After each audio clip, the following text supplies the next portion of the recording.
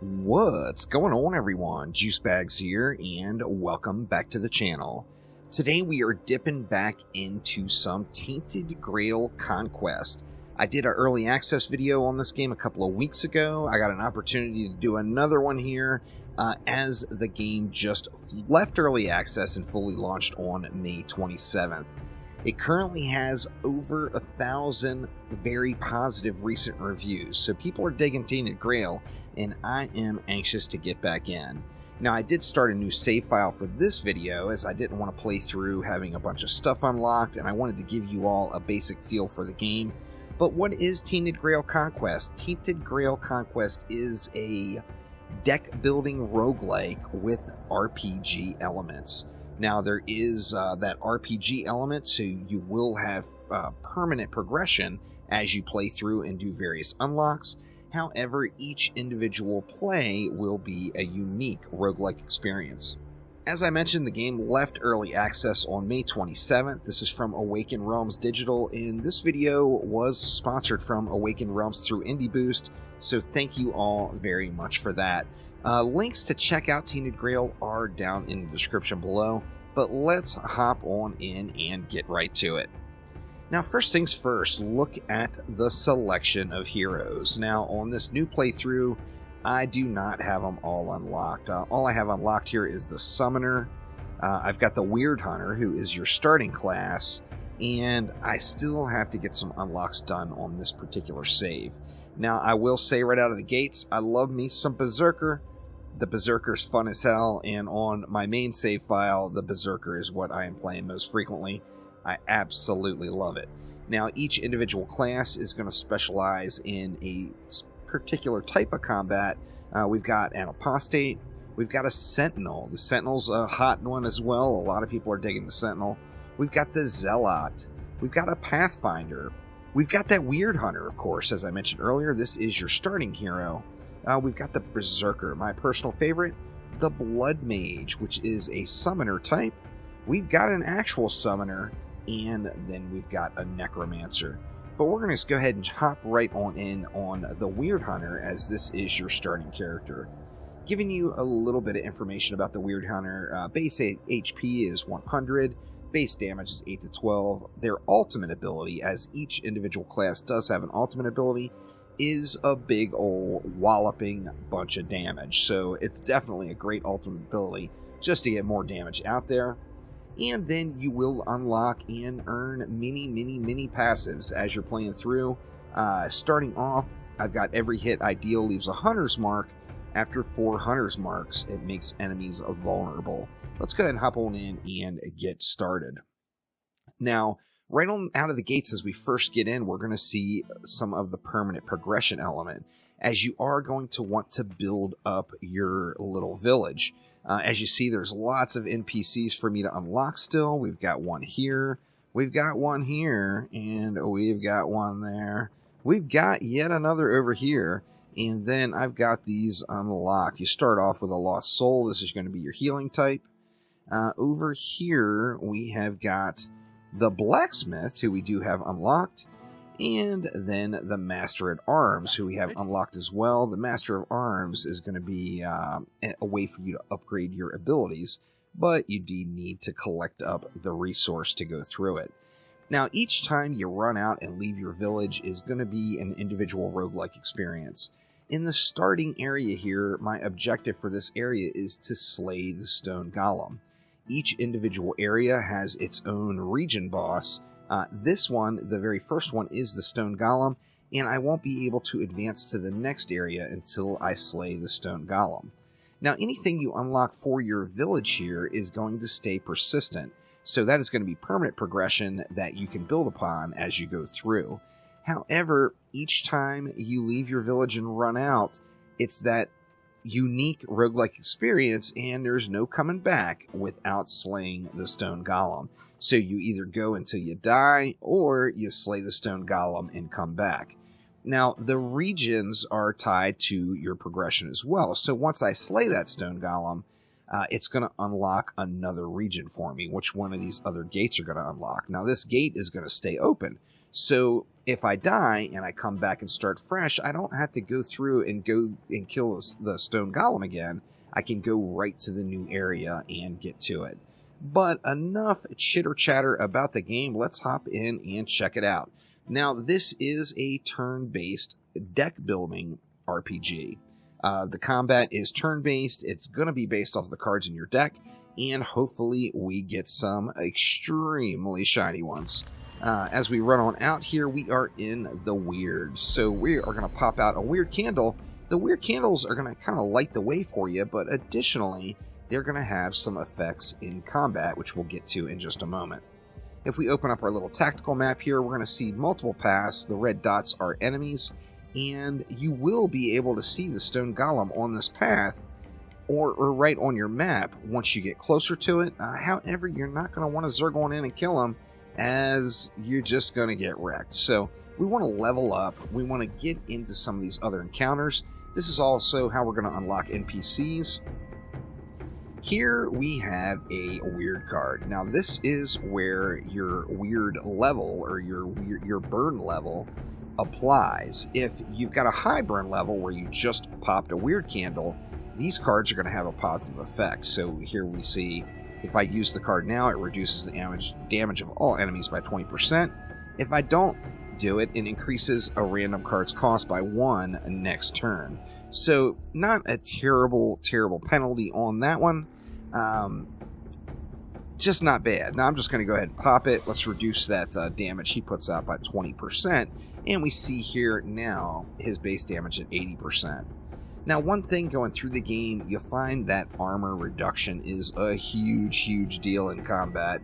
So you always want to make sure you're focused on armor reduction and your avoidance. Remember, you're going to go through each individual playthrough in a persistent state. So as I lose health, the health is not going to be resumed unless I heal up. I do have 2 healing mixtures here that I started off with. However, our health is not going to go up without being able to do some sort of healing. So avoidance and armor stripping are both huge. So I usually start off most rounds with getting a block up. That way I can absorb this next attack. And let's see, we've got Broad Reach, which increases my next attack's damage by 100%. We've got a standard attack, and then we've got Small Strikes. Now, Small Strikes is going to be more with one single target, so I'm just going to go ahead and pop that, and then we see our energy is all expended, so we're going to have to move on along to the next round. Now here we got an overhead swing. Deal 1 hit for 4 to 6, but it reduces the enemy's armor by 10 until the end of combat. So once again, armor stripping is huge. We see now this baddie's got a negative 10 armor. We want to go ahead and get our block up, and then we're going to pop that Small Strikes as well, and continue on through this one. We got another block. Let's get our block up. Let's get another overhead swing up and get that armor down to negative 20 now. Pop our Small Strikes, and this encounter is over. So I've leveled up to level 2. So what do we get? We get new cards. Let's see, we've got an option. Deal 1 hit for 150% damage. Return 3. Draw 1 card, cost 0 energy this turn. Deal 1 hit for 100% damage, and Chain. Chain multiplies the card's effect by the number of cards of the same type played in a row. Now, if we see the return 3, return is the card is going to stay in your hand after it was played. It can be played 3 times until it is exposed. So let's go ahead and take that one. Actually, 1 hit for 150% damage seems pretty darn good. And then we get a new passive. Alright, at the start of each turn, gain 2 ultimate charges. Start every combat with 6 ultimate charges. That seems pretty good. Whenever you hit an enemy, increase your armor by 10 this turn, which is pretty beast as well. Yeah, I just don't see how I can turn that down. So we're going to go ahead and take that one. That's going to give us some nice armor stacking and allow us to hopefully live a little bit longer. So let's go ahead and continue on around the path and see if we can't get some unlocks here.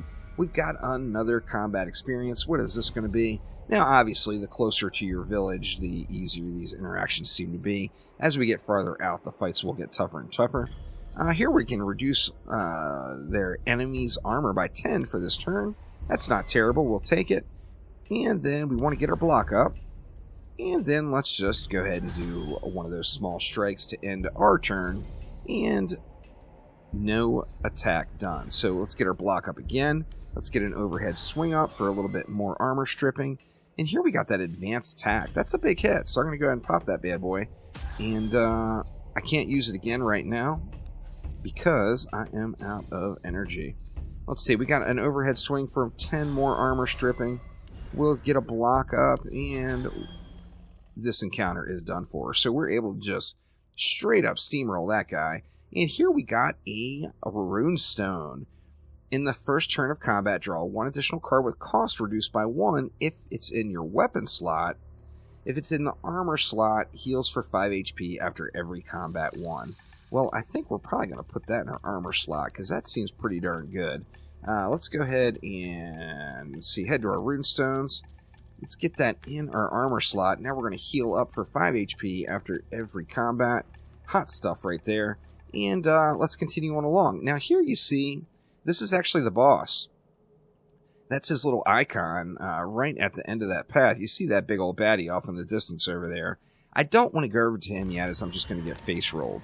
Now our weird candle has expired. We're going to want to go ahead and pop another one and head on into our next encounter. Now this one has an objective tied to it. So I went into the encounter too quick. I wasn't able to show you on the map, but I will show you here on the next one.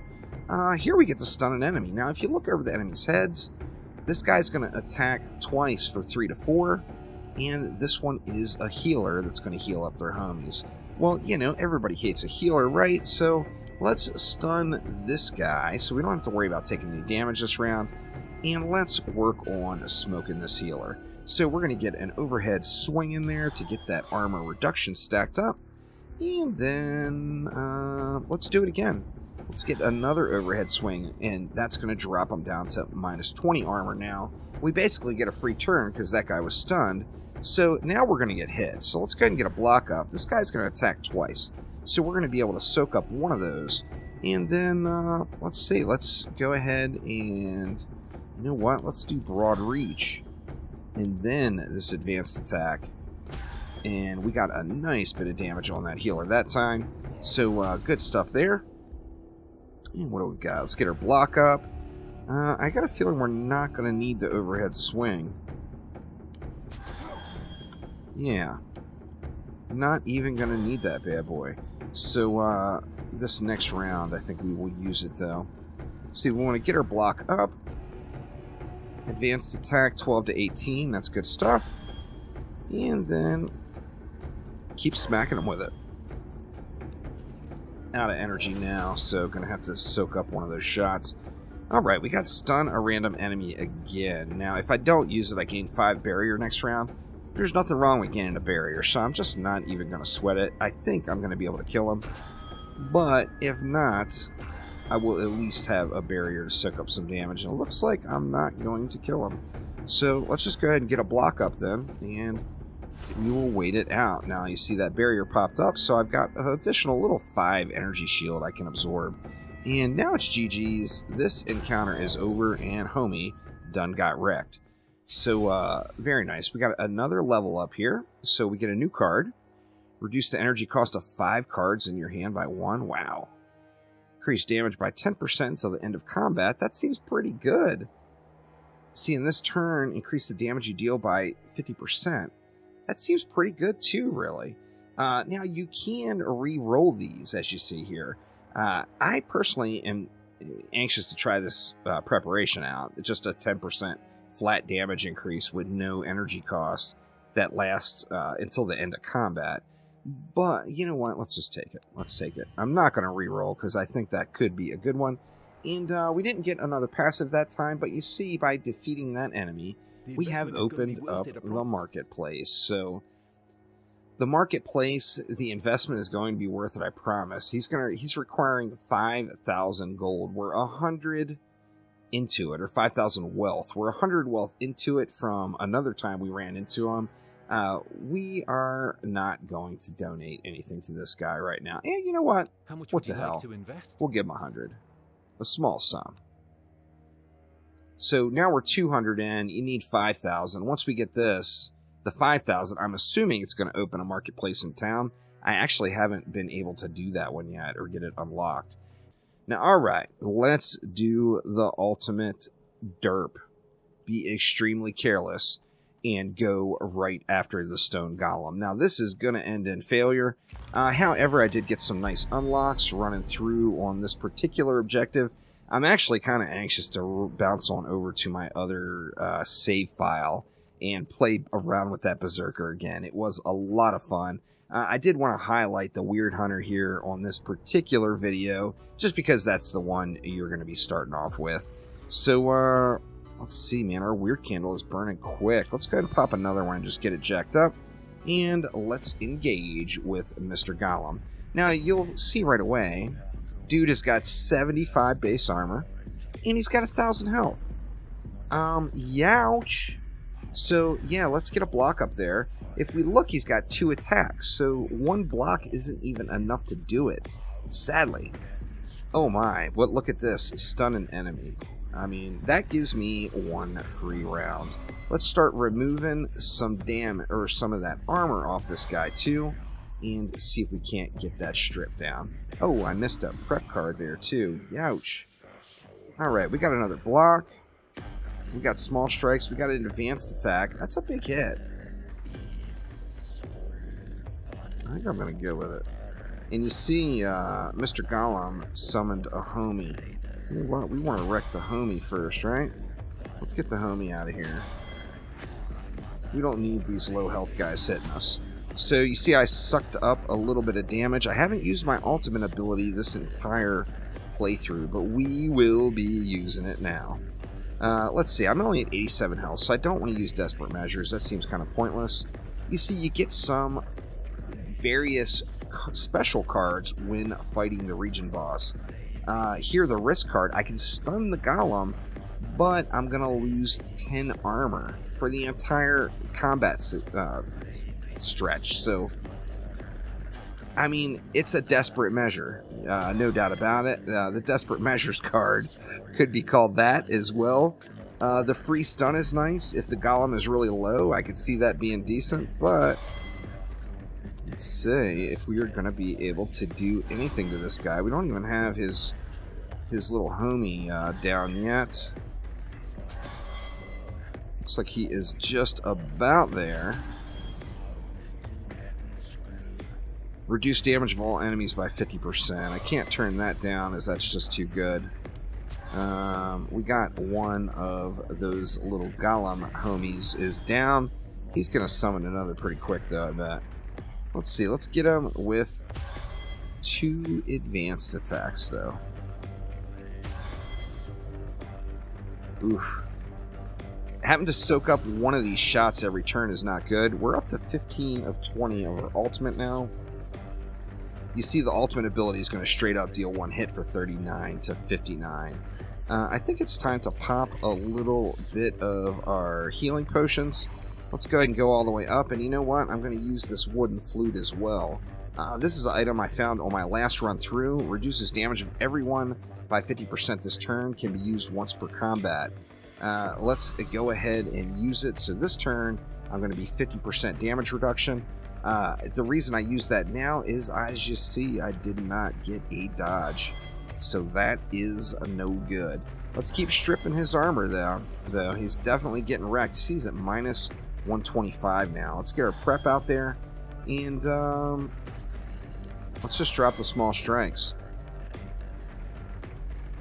Alright, and now we are at our full ultimate ability. You see 48 to 72. This costs nothing. So let's throw it right out onto this guy. And that is going to get this little totem pretty much wrecked down. I got no damaging cards here. What the heck? Stun the golem, discard your hand. Actually, that's a free heal now at this point because I don't really have much else to use. So let's just get ourselves healed back up to full. And continue on. Oh, he's not dead. I thought that one was dead. Alright, let's get our block up. What does our weird card say? Reduce armors of all enemies by 25 for this turn. I mean, that's just not bad. Let's get an advanced attack in there. That will take out that one. And, let's see, do we want to gamble on this? I do have a block up. I mean, that's just straight up damage there. He's at minus 152 armor at the moment, so let's just go ahead and smack it out there. I don't want to reduce my armor, though. Alright, seize the opportunity once again. We got no armor stripping on us. Let's go ahead and seize the opportunity for sure. Let's throw a block up. We've got 2 left, so, I mean, let's just hit him with 2 attacks.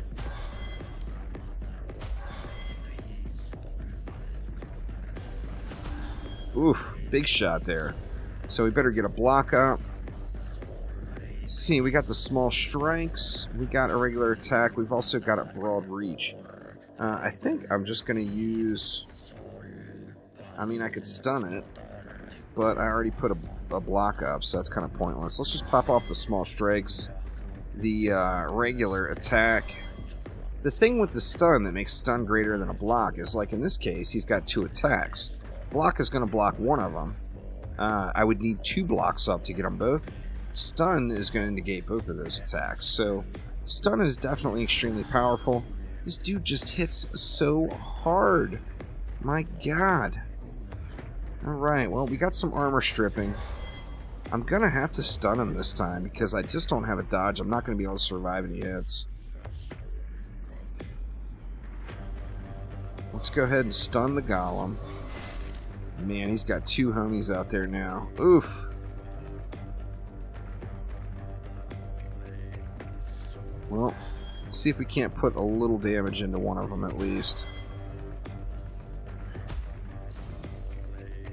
Bad times, y'all. Bad times. See, reduce armor of all enemies by 25 this turn. Once again, another really, really good card.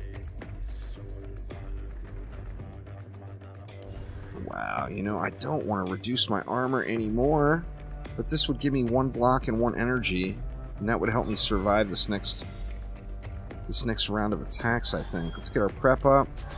Go with the small strikes is all we can do, and then we'll drop an overhead swing. Let's just go ahead and put it on this guy to soften him up just a little bit more. And see if we can survive this round. Oof, it's getting really close. Now, I got desperate measures. 5, 10, 15, 20, 25. That would heal me up 25 points, which doesn't seem like enough. And as expected, I just came into this fight a bit prematurely. We got 1 block here. I've got an advanced attack I can drop that guy with. And then we can drop this one as well, I think. Wasn't worth healing the 25, I don't believe, as I'm just going to get smoked here by the big enchilada in that whopping shot. Now, alright, we have gotten wrecked. So that individual playthrough is all complete, and now what happens? Well, now we are going to pop back in. It's going to show us the passives that we've unlocked, and we're going to start again, and it's going to give us a choice of a blessing. So you don't need a blessing. Start with 20 max health, start with 2 more healing potions. That one sounds good to me. I'm just going to roll with those healing potions, and then we can hop back in and choose what particular class we want to go through the next playthrough with. So that is a look at Tainted Grail. Once again, just left Steam Early Access. It's at full launch, May 27, 2021. Links are down in the description below, but that is going to get it for today. So thank you all so much for watching, and I will see ya next time around. Take it easy.